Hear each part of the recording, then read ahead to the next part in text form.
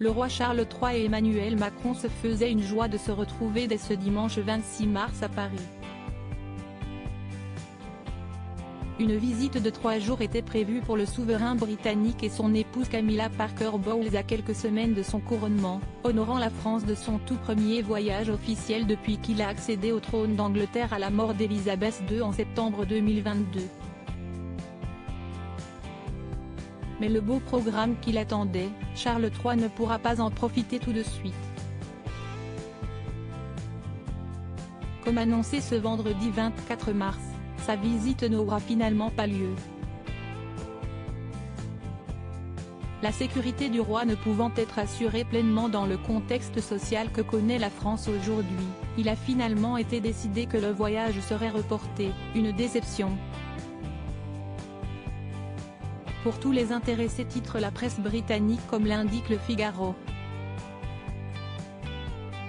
Il faut dire que Charles et Camilla, à l'image d'Emmanuel Macron, étaient en joie à l'idée de ces retrouvailles placées sous le signe de la gourmandise.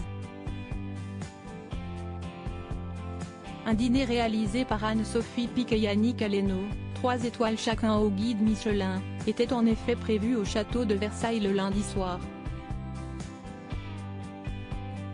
On imagine que Charles, en très bon vivant qu'il est certainement très déçu de le manquer. Le Parisien avait réussi à obtenir le détail de ce banquet d'État très attendu, des asperges pour l'entrée, confiées à Anne-Sophie Pic, un plat à base de volaille de Bresse, sauce maïs et truffes signé Yannick Aleno avant une assiette de 3 fromages, dont un comté de 30 mois adoré de Charles III, et une tarte tatin revisitée au caramel et aux fruits secs de Monsieur Pierre Hermé. De quoi donner envie à Charles d'envoyer valser jelly et autres puddings d'un revers de main. En attendant de goûter à ce menu prometteur, qui aura sûrement été modifié lorsqu'il reviendra, le roi devra donc s'armer d'un peu de patience. Charles III en danger?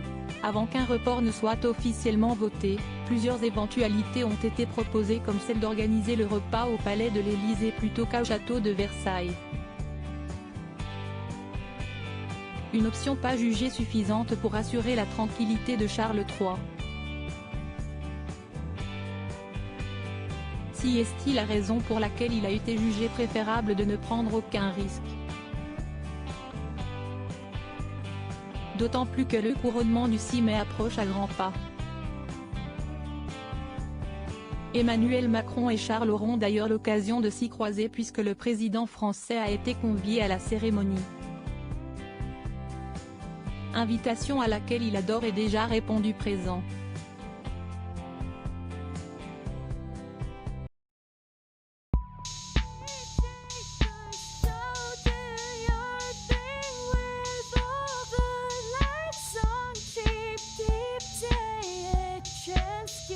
Keep